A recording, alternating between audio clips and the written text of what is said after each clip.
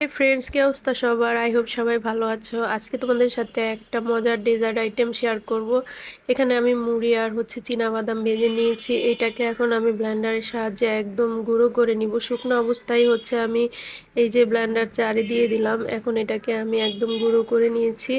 এই তো দেখতে পাচ্ছ, এটাকে একদম পাউডারের মতো গুঁড়ো করে নিয়েছি। এখন আমি একটা বাটির মধ্যে এটা ঢেলে নিব।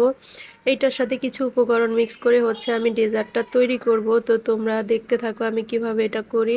এখন একটা বড় সাইজের আম টুকরো টুকরো করে আমি এটাকে কেটে নিব। তারপরে এই আমটা আমি এটার সাথে আগে দিয়ে দিচ্ছি।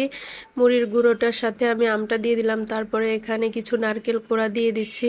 নারকেলটা পরিমাণ অনুযায়ী, যার যার টেস্ট অনুযায়ী দিয়ে নেবা। নারকেলটা আমি বেশি পছন্দ করি, আমি এখানে বেশি করে নারকেল দিয়ে দিলাম। তারপর সামান্য পরিমাণ চিনি দিয়ে দিলাম। তারপরে লাস্ট যে স্টেপটা যে উপকরণটা, সেটা দুধ।